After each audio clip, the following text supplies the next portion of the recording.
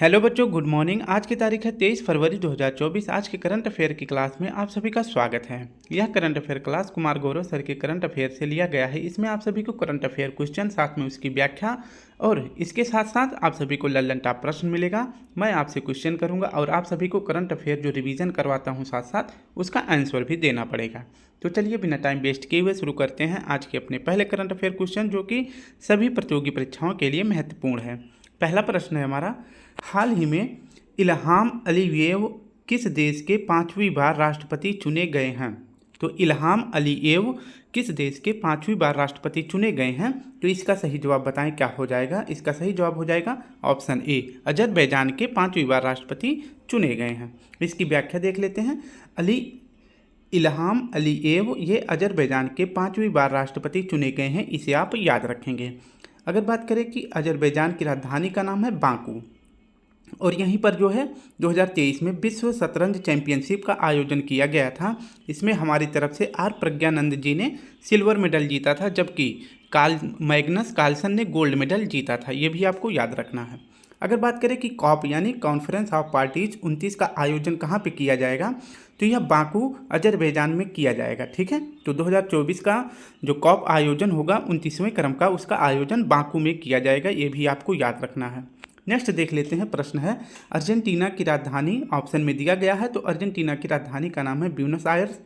Brazil की राजधानी का नाम है ब्राज़ीलिया, और ब्राज़ील जो है G20 का जो 2024 में होस्ट है कौन होगा, तो वह ब्राज़ील होगा। बात करें मिस्र की राजधानी की, तो इसकी राजधानी है काहिरा, और मिस्र में ही स्वेज नहर है जो कि भूमध्य सागर को लाल सागर से जोड़ती है। नेक्स्ट देख लेते कॉप 27। आप सभी को प्रश्न बताना है कि कॉप 27 का आयोजन कहाँ पे किया गया था। तो मैं बता दूं कि इसका आयोजन कहाँ पे किया गया था, तो शर्म अल शेख, ठीक है, शर्म अल शेख जगह पे किया गया था। ये आपको याद रखना है। और ये जगह कहाँ पे है, तो यह जगह है मिस्र में। तो कॉप 27 का आयोजन शर्म अल शेख में किया गया था, जो कि मिस्र में है। नेक्स्ट देख लेते हैं 28वां क्रम का। तो कॉप 28 इसका आयोजन कहाँ पे किया गया था 2023 में, तो इसका 2024 में कॉप 28 का आयोजन कहाँ पे किया गया था, तो इसका आयोजन किया गया था यूएई में। ठीक है, यूएई में किया गया था। अब देखते हैं विश्व की सबसे बड़ी झील कौन सी है। तो ये जीके का क्वेश्चन है, आप सभी को बताना है विश्व की सबसे बड़ी झील कौन सी है। तो विश्व की सबसे बड़ी झील है कैस्पियन सागर। ठीक है, कैस्पियन सागर है। अगर बात करें कि इससे जो है कितने देश जो है सीमा बनाते हैं, तो 6 देश सीमा बनाते हैं। 6 देश कौन कौन से हैं, तो आप ध्यान से सुनेंगे क्योंकि यहाँ पे लिखना थोड़ा मुश्किल होता है, इसलिए आप सभी को कलम और कॉपी में लिखना है। ठीक है, तो मैं पहला लेटर लिखूंगा। तो कितने देश सीमा बनाते हैं, 6 देश। कौन कौन से हैं, तो पहले नंबर पर हो जाएगा अजरबैजान, दूसरे नंबर पर हो जाएगा रूस, तीसरे नंबर पर हो जाएगा ईरान, चौथे नंबर पर हो जाएगा आपका कजाकिस्तान। ठीक है, कौन सा, कजाकिस्तान। और इसके बाद 5वें नंबर पर हो जाएगा तजाकिस्तान। ठीक है, सॉरी, कितने देश सीमा बनाते हैं, तो 5 ही देश बनाते हैं। आपका हो जाएगा अजरबैजान, रूस, ईरान, कजाकिस्तान और तजाकिस्तान। तो ये 5 देश याद रखेंगे। अब देख लेते हैं कि नारगोन काराबाख विवाद किन देशों के बीच में है। नारगोन काराबाख विवाद किस देशों के बीच में है, तो ए फॉर आर्मेनिया और अजरबैजान के बीच में है। ठीक है, आर्मेनिया और अजरबैजान के बीच में नारगोन काराबाख विवाद है। नेक्स्ट देख लेते हैं। प्रश्न है,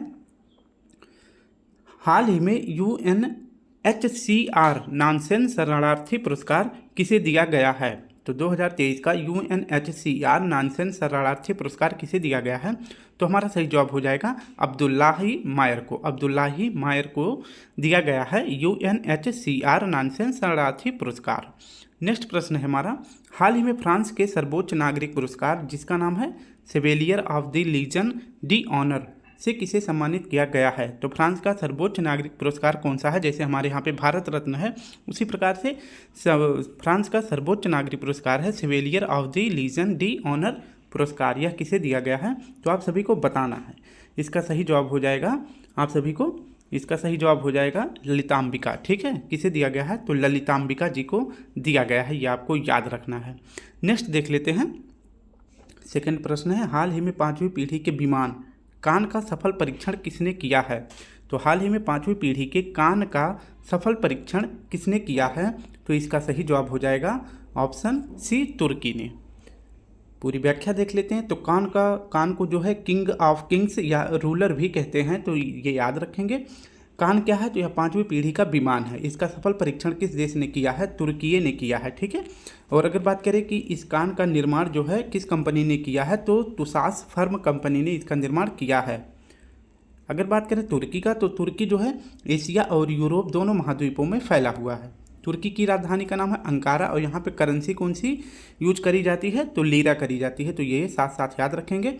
तुर्की की राजधानी का नाम है अंकारा, और यहाँ पे कौन सी करेंसी यूज की जाती है? तो लीरा करेंसी यूज की जाती है। इसके साथ साथ ऑप्शन में रूस भी दिया गया है। तो रूस जो है यह भी दोनों महाद्वीपों यानी एशिया और यूरोप में फैला हुआ है। रूस की राजधानी का नाम है मॉस्को, और यहाँ पे कौन सी करेंसी यूज की जाती है? तो रूस में रूबेल करेंसी यूज की जाती है। इजराइल की राजधानी का नाम है जेरूसलम, और यहाँ की करेंसी का नाम है न्यू शेकल। इजराइल में जो पार्लियामेंट है इसे सीनेट कहते हैं। जापान की राजधानी का नाम टोक्यो है, जो कि होन्शु द्वीप पर स्थित है, और यह होन्शु द्वीप जापान के जो 4 मुख्य द्वीप हैं इनमें सबसे बड़ा द्वीप कौन सा है? तो होन्शु द्वीप है। इसी पर जापान की राजधानी टोक्यो स्थित है। और जापान में कौन सी करेंसी यूज की जाती है? येन की जाती है, और येन का लोगो इस प्रकार से होता है, इस तरह से। ठीक है। तो ये येन का लोगो होता है। और जापान की जो संसद है इसका नाम है डाइट, और जापान के पीएम वर्तमान कौन है? तो फूमियो किशिडो हैं। नेक्स्ट देख लेते हैं। अब आप सभी के लिए प्रश्न है, हाल ही में बंगाल की खाड़ी में आए चक्रवात मिचोंग का नाम किसने दिया है? तो बंगाल की खाड़ी में आए चक्रवात मिचोंग का नामकरण किसने किया है? मिचोंग, माँ से म्यांमार, ऐसे आप याद कर लेंगे तो याद हो जाएगा। ठीक है। नेक्स्ट देख लेते हैं। हाल ही में भारत की 84वीं ग्रैंड मास्टर कौन बनी है? तो हाल ही में भारत की 84वीं ग्रैंड मास्टर कौन बनी है? तो आपका सही जवाब हो जाएगा आर रमेश बाबू। ठीक है। यानी आर वैशाली रमेश बाबू इनका पूरा नाम होता है। नेक्स्ट देख लेते हैं। युद्ध पोत की कमान संभालने वाली पहली भारतीय महिला कौन है? तो आप सभी को बताना है कि युद्ध पोत की कमान संभालने वाली पहली भारतीय महिला कौन है। तो आपने अपना जवाब ले लिया होगा, तो इसका सही जवाब हो जाएगा प्रेरणा देव स्थली जी। ठीक है। ये इनका नाम है। नेक्स्ट प्रश्न देख लेते हैं। तीसरा प्रश्न है, हाल ही में शेंगेन जोन में वीजा मुफ्त पहुंच सुनिश्चित करने वाला अंतिम गैर यूरोपीय देश कौन सा है? तो शेंगेन जोन में वीजा मुफ्त पहुंच सुनिश्चित करने वाला अंतिम गैर यूरोपीय देश कौन सा है? तो हमारा सही जवाब हो जाएगा ऑप्शन ए, कोसोवो। ठीक है। तो ये कोसोवो देश है। अब इसके बारे में देख लेते हैं कि शेंगेन मुफ्त वीज़ा का मतलब क्या होता है। तो सबसे पहले देखेंगे यूरोपियन यूनियन, जिसे EU भी कहते हैं। इसमें जो है टोटल 27 देश शामिल हैं। इसका मुख्यालय कहाँ पे है? तो EU का मुख्यालय है ब्रुसेल्स, बेल्जियम में। और यूरोपियन यूनियन में जो है 20 देशों ने अपनी करेंसी यूरो को अपनाया है। बाकी के 7 देशों ने अपनी अलग अलग तरह की करेंसी को अपनाया है। ठीक है। अब देख लेते हैं कि मुक्त आवागमन क्षेत्र, मान लीजिए कि ये पूरा है यूरोपियन यूनियन। ठीक है। इसमें जो है कितने देश हैं? तो इसमें 27 देश हैं। मान लीजिए, ठीक है, कितने देश हैं? तो इसमें टोटल 27 देश हैं। अब एक देश से दूसरे देश में जाना है। ठीक है। एक देश से दूसरे देश में जाना है, मान लीजिए इसको इसमें जाना है या फिर इसमें जाना है या यहाँ से यहाँ जाना है, किसी भी देश में सफ़र करना है, तो जो है आप सभी को वीज़ा की ज़रूरत नहीं होगी। ठीक है। किसकी ज़रूरत नहीं होगी? वीज़ा की ज़रूरत नहीं होगी। आप सभी जो है एक देश से दूसरे देश में, जो 27 देश हैं इसमें एक देश से दूसरे देश में जाने के लिए आप सभी को क्या दिया जाएगा? जो इसके सदस्य होंगे उन्हीं को एक शेंगेन वीज़ा प्रदान किया जाता है। ठीक है। इसमें जो है अगर आप सभी को इन 27 देश में से किसी एक देश ने शेंगेन वीज़ा दे दिया तो आप वहाँ पर जो है 90 दिनों तक पर्यटक के रूप में यात्रा कर सकते हैं उन 27 देशों में। ठीक है। तो इसी प्रकार से पहला गैर यूरोपियन देश जो बना है, इसी तरह का रूल अपने भी देश में फॉलो कर दिया है, उसका नाम है कोसोवा। ठीक है। तो ये आपको याद रखना इंपॉर्टेंट है, क्योंकि ये यूरोपियन यूनियन का देश नहीं है। इस प्रकार से अगर बात करें कि कोसोवा की राजधानी का क्या नाम है, तो प्रिस्टीना है। अब आप सभी के लिए प्रश्न स्टार्ट होता है, डिजिटल शेंगेन वीज़ा देने वाला पहला देश कौन सा है? तो डिजिटल शेंगेन वीज़ा देने वाला पहला देश कौन सा है? तो हमारा सही जवाब हो जाएगा फ्रांस। ठीक है। कौन सा देश है? तो ये फ्रांस है। ऑक्सफोर्ड यूनिवर्सिटी प्रेस ने किसे वर्ष 2023 का शब्द नामित किया है? तो ऑक्सफोर्ड यूनिवर्सिटी प्रेस ने किसे वर्ष 2023 का शब्द नामित किया है? तो इसका सही जवाब हो जाएगा रिज, ठीक है, कौन सा, रिज शब्द को। फीफा अंडर-17 विश्व कप 2023 की विजेता टीम कौन सी है? तो इसका सही जवाब हो जाएगा जर्मनी। रियाद एशियाई पुरस्कार सम्मेलन 2023 में सर्वश्रेष्ठ युवा एथलीट पुरस्कार किसे मिला है?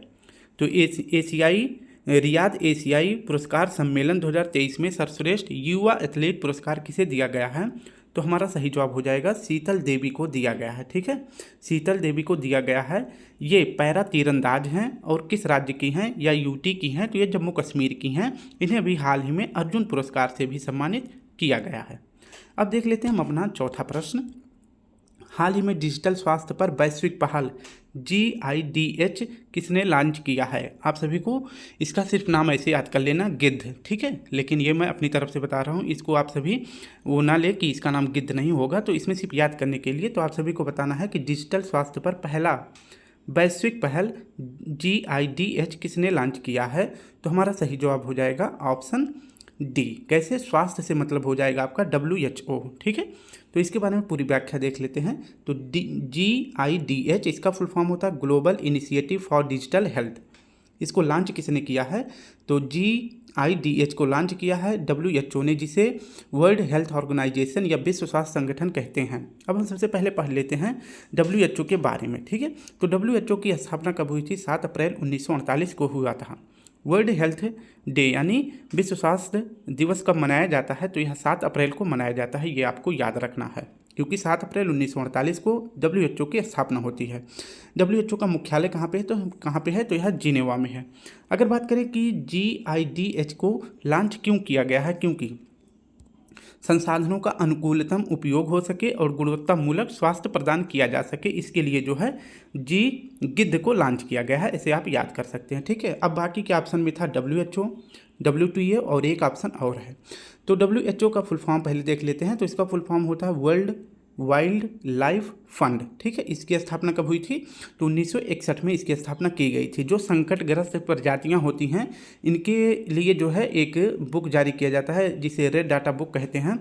यह जो है लिस्ट किसके द्वारा जारी किया जाता है? तो WWF के द्वारा जारी किया जाता है, ठीक है। तो WWF की स्थापना 1961 में हुई थी। और इसका मुख्यालय कहाँ पे है? तो इसका मुख्यालय है इंग्लैंड में।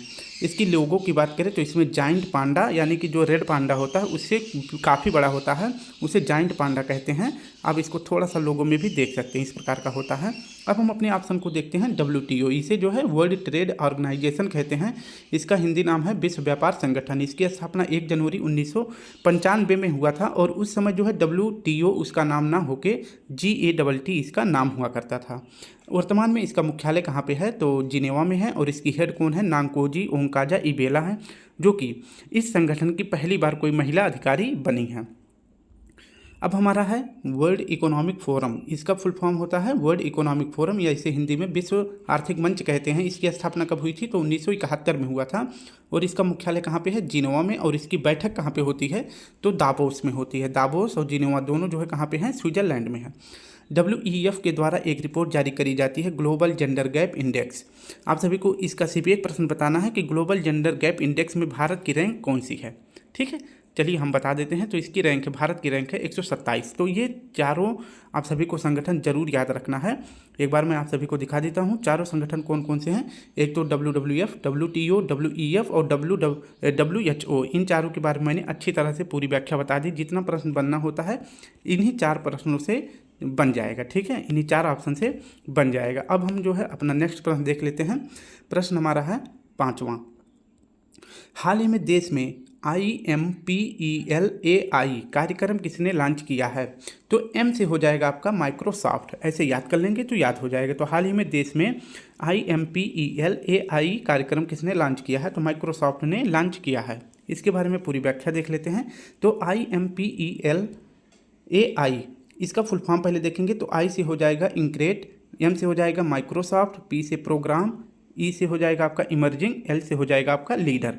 और AI का फुल फॉर्म आप सभी को पता ही है, क्योंकि मेनी टाइम्स जो है नाम हमने और कुमार गौरव सर ने ले लिया है, ठीक है, यानी आर्टिफिशियल इंटेलिजेंट हो जाएगा।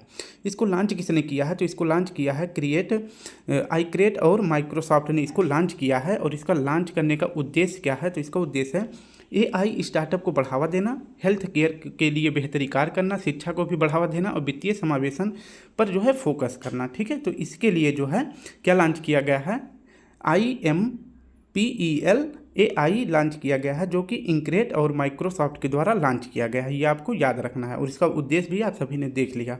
अब प्रश्न है आप सभी के लिए, वैश्विक जलवायु परिवर्तन प्रदर्शन सूचकांक में भारत की रैंक क्या है। तो वैश्विक जलवायु परिवर्तन प्रदर्शन सूचकांक में भारत की रैंक क्या है, तो इसमें भारत की रैंक है 7वां। ठीक है, यानी कि इसमें पहले, दूसरे और तीसरे रैंक पर कोई भी देश नहीं है। चौथे नंबर पर देखा जाए तो कौन सा देश है, तो फिनलैंड है, और 7वें नंबर पर अपना भारत है। ये आपको याद रखना है।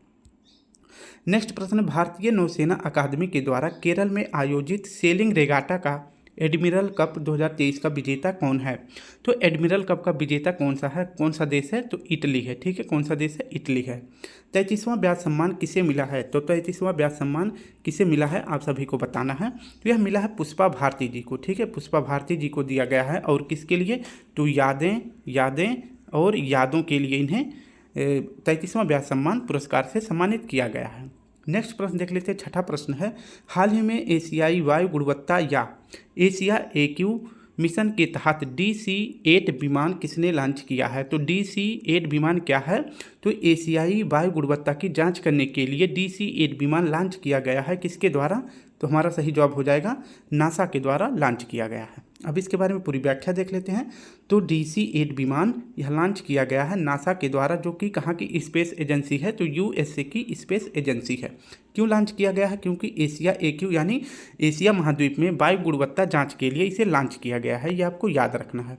अगर बात करें इसरो जो है यह भारत की स्पेस एजेंसी है। इसके वर्तमान हेड कौन है, आप सभी हमें कमेंट में जरूर बताएंगे, ऐसी उम्मीद करते हैं। अब देख लेते हैं SpaceX, यह जो है ये किसका जो है, मतलब ये कहाँ की स्पेस एजेंसी है ऐसे कह सकते हैं, तो यह अमेरिका की है। लेकिन अगर पूछे इसके मालिक कौन है, तो एलन मस्क का है। और SpaceX का जो मिशन है, इसके तहत जो रॉकेट, मतलब जिस रॉकेट से कोई भी मिशन लॉन्च किया जाता है, तो उस रॉकेट का नाम है फाल्कन 9। जाक्सा जो है जापान की स्पेस एजेंसी है।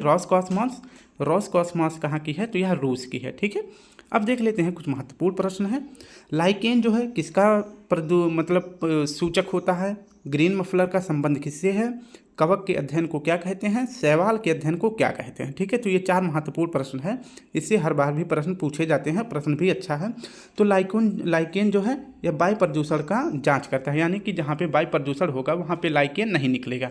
आप सभी को पता है, अगर गाँव से संबंधित होंगे तो आप सभी को आसानी से लाइकेन के बारे में जानकारी मिल जाएगी। आप सभी देखते होंगे नल के पास जो है छोटी छोटी हरी हरी घासें होती हैं, बहुत ही बारीक, देखने में भी अच्छी लगती है, वही लाइकेन होता है। ठीक है, अगर लाइकेन जिस जगह पे होगा तो वहाँ की वायु गुणवत्ता काफ़ी अच्छी होगी, अगर जहाँ पे लाइकेन नहीं है तो वहाँ की वायु गुणवत्ता बहुत ही खराब होगी। ठीक है, और ग्रीन मफलर का संबंध है ध्वनि प्रदूषण से। इसके बाद कवक के अध्ययन को क्या कहते हैं, माइकोलॉजी कहते हैं।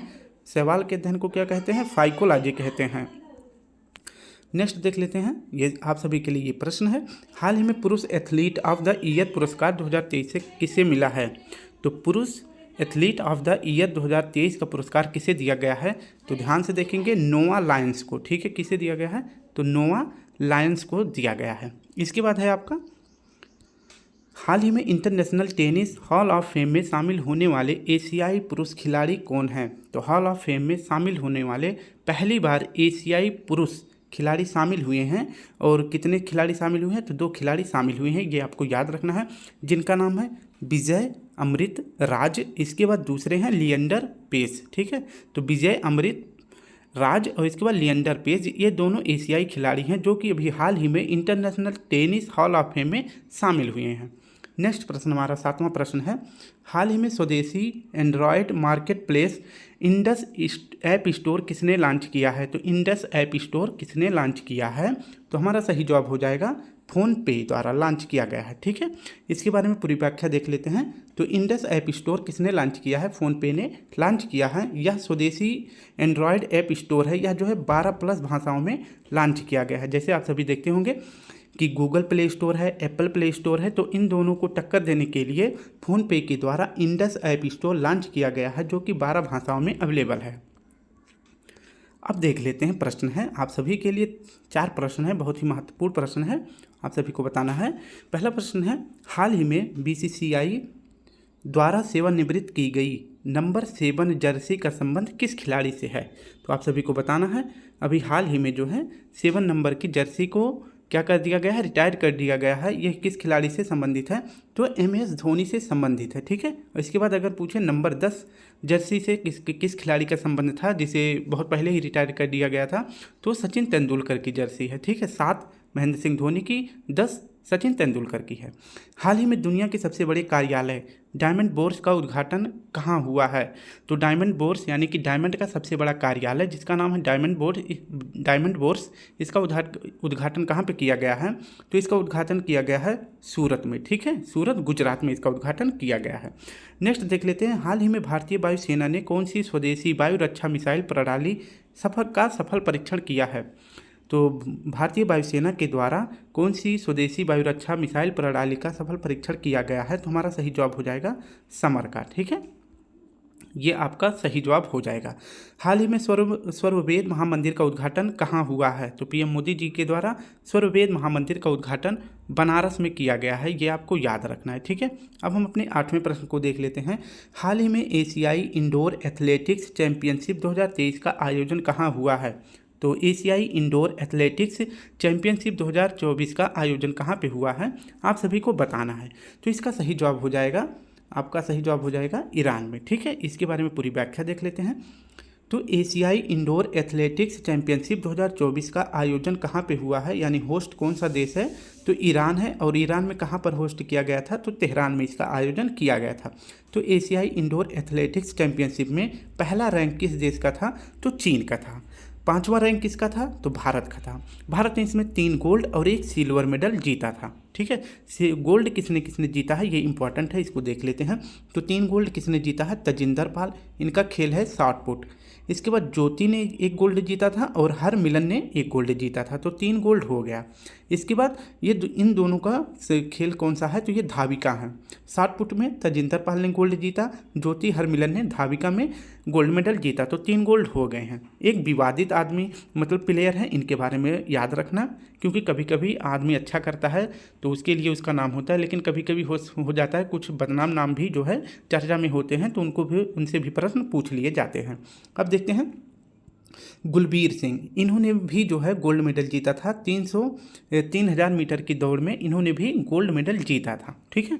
300 है ये, 3000 नहीं है। 300 मीटर में भी इन्होंने गोल्ड मेडल जीता था, लेकिन इनको जिस लाइन में दौड़ने के लिए बोला गया था, ये इस लाइन में ना दौड़ते हुए ये जो है लाइन से बाहर दौड़ दिए थे। इस वजह से इन्हें गोल्ड मेडल इनसे वापस ले लिया गया। तो भारत ने 4 गोल्ड मेडल जीते थे, जो कि एक भारत से छीन लिया गया है, क्योंकि इन्होंने लाइन क्रॉस करके दौड़ लगा दी, तो इसकी वजह से इनका गोल्ड वापस ले लिया गया है। तो ये आपको याद रखना है। तो गुलबीर सिंह नाम जरूर याद रखेंगे। ठीक है। अब देख लेते हैं अंतर्राष्ट्रीय गीता महोत्सव 2023 का भागीदार राज्य कौन सा है? तो अंतर्राष्ट्रीय गीता महोत्सव 2023 का भागीदार राज्य है असम। और अगर पूछे कि अंतर्राष्ट्रीय गीता महोत्सव का आयोजन कहाँ पे किया जाता है, तो कुरुक्षेत्र हरियाणा में किया जाता है, और 2023 में भागीदार राज्य बना है असम। IPL नीलामी 2024 में खरीदा गया सबसे महंगा खिलाड़ी कौन है? तो IPL 2024 में खरीदा गया सबसे महंगा खिलाड़ी है मिचेल स्टार्क। ठीक है। मिचेल स्टार्क जो है सबसे महंगे खिलाड़ी हैं, और कितने में खरीदे गए हैं? तो 24.75 करोड़ रुपए में खरीदे गए हैं। और किसने खरीदा है? तो KKR ने, यानी कलकत्ता नाइट राइडर्स ने मिचेल स्टार्क को खरीदा है, जो कि ऑस्ट्रेलिया का खिलाड़ी है। और 2008 से लेकर 2024 तक सबसे महंगा खिलाड़ी कौन खरीदा गया है? तो वही मिचेल स्टार्क खरीदा गया है।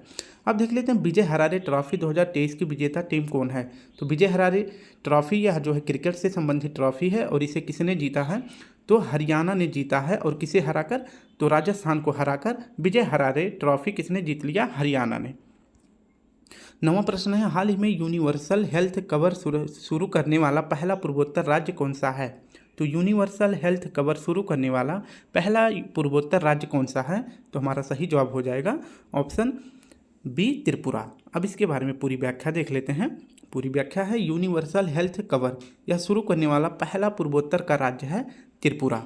ठीक है। जो कि त्रिपुरा के CM कौन है? डॉक्टर मानिक शाह। इन्होंने ही यूनिवर्सल हेल्थ कवर शुरू किया है। इसके तहत जो है प्रत्येक परिवार को 5 लाख रुपए का स्वास्थ्य बीमा अवेलेबल करवाया जाएगा। ये आपको याद रखना है।